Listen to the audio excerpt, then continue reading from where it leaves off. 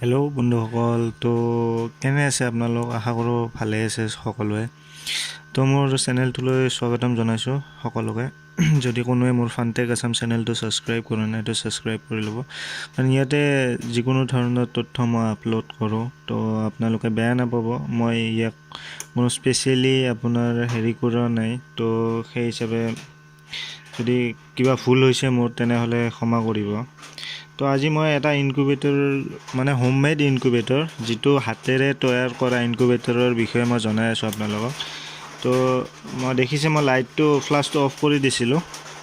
তো ইয়াতে আপুনি 200ৰ পৰা 230-50টালৈ কণী, আৰু আপোনাৰ কইল বাৰ্ডৰ হ'লে 500ৰ অধিক কণী ফুটাব পাৰি, মানে পোৱালি জগাব পাৰি।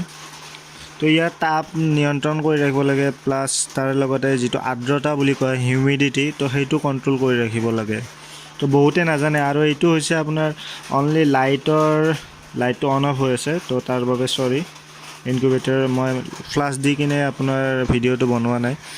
তো ইনকুবেটৰৰ যিটো লাইট থাকে, তো এইটো অন অফ হৈ থাকে, আপোনালোকে দেখাই পাইছে, এইমাত্ৰ আকৌ অন হৈ গ'ল। তো ইয়াতে 80টামান কণী আছে। তাৰপিছত ইয়াতে দুটা হিউমিডিটি মিটাৰ আছে, কাৰণ দুই চাইডৰ তাপটো মানে বেলেগ বেলেগ দেখাই থাকে।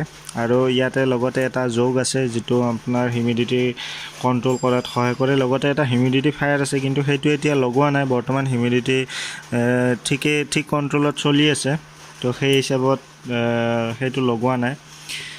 তো যেতিয়া মানে প্ৰয়োজন হয়, তো সেইটো কাৰেণ্টত লগাই হিউমিডিটিটো তাৰ ভিতৰত দিয়া হয়, তেতিয়া কণীবোৰ ঠিকে থাকে। আৰু ইয়াৰে এটা প্ৰধান মানে সুবিধা হ'ল, এইটো আপুনি কাৰেণ্ট নহ'লেও চলাব পাৰে। হয় বন্ধুসকল, ঠিকেই শুনিছে, এইটো আপুনি কাৰেণ্ট নহ'লেও চলাব পাৰে।